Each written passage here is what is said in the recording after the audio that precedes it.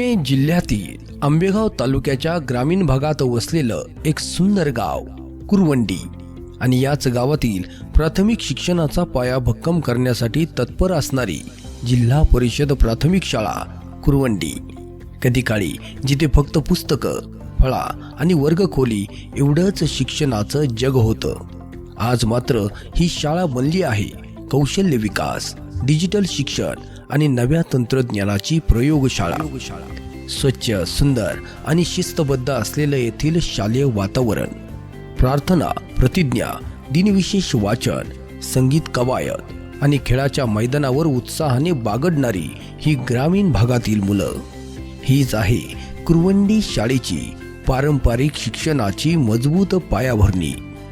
शिक्षण म्हणजे केवळ पुस्तकातील धडे नाहीत, तर स्वच्छतेची सवय, परसबागेची निगा, औषधी वनस्पतींची माहिती, मैदानी खेळ, वाचनाची आवड आणि विद्यार्थ्यांच्या यशाचा गौरव करणाऱ्या असंख्य ट्रॉफीज। मार्गदर्शक शिक्षकांच्या प्रत्येक नाविन्यपूर्ण उपक्रमातून, अध्यापनातून घडतोय आत्मविश्वासू आणि जबाबदार विद्यार्थी।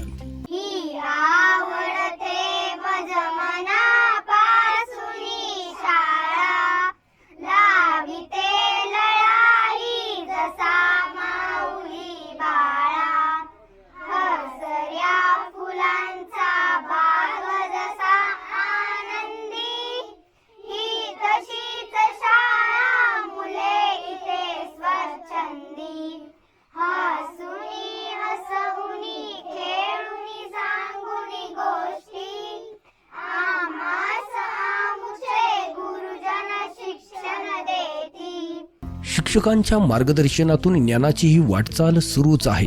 शाळा व्यवस्थापन समिती, शिक्षक आणि ग्रामस्थ यांच्या सहकार्याने कुरवंडीची ही शाळा सातत्याने प्रगतीच्या दिशेने वाटचाल करीत आहे। विद्यार्थ्यांच्या गुणवत्तेचा सन्मान, त्यांच्या प्रयत्नांना प्रोत्साहन आणि त्यांच्या स्वप्नांना बळ देणे हीच या शाळेची खरी ताकद आहे। पण आता कुरवंडीच्या या प्राथमिक शाळेने एक मोठी गरुड झेप घेतली आहे। परंपरागत शिक्षणातून डिजिटल आणि भविष्यकालीन शिक्षणाकडे अर्थात कौशल्य व उद्योजकता विकासाकडे या शाळेची वाटचाल सुरू झाली आहे।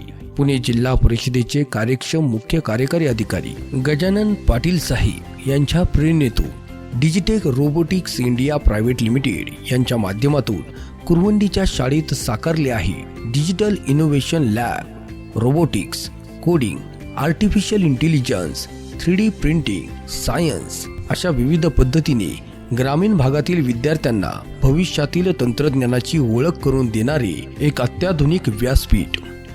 आता ही मुलं फक्त पुस्तकात तंत्रज्ञानाबद्दल वाचत नाहीत, ती स्वतः लॅपटॉप हाताळतात, स्मार्ट बोर्डवर शिकतात, प्रश्न विचारतात, प्रयोग करतात आणि स्वतः काहीतरी नवीन तयार करण्याचा प्रयत्न करतात। रोबोटिक्सच्या उपकरणाकडे पाहताना त्यांच्या डोळ्यामध्ये दिसणारे कुतूहल, हातात उपकरण घेताना जाणवणारा आत्मविश्वास आणि हे कसं काम करतं हा पडणारा प्रत्येक प्रश्न, याच प्रश्नांमधून उद्याचे इनोव्हेटर, इंजिनियर आणि एंटरप्रेन्योर्स घडणार आहेत।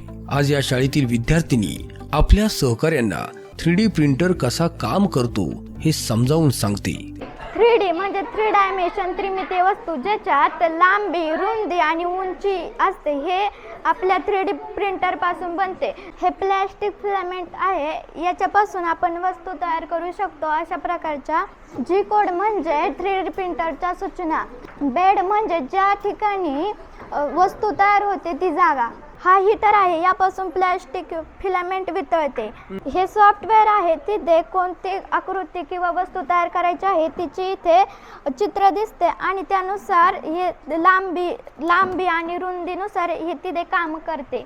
हा बदल फक्त तंत्रज्ञानाचा नाही, हा बदल आहे विद्यार्थी शिकण्यापासून विद्यार्थी शिकवण्यापर्यंतचा। नवीन रोबोटिक्स उपकरणाची माहिती देताना आणि शाळेत उभारण्यात आलेल्या या अत्याधुनिक लॅबची माहिती आत्मविश्वासाने सांगताना ग्रामीण विद्यार्थ्यांच्या क्षमतेची एक नवी ओळख आपल्या समोर येते।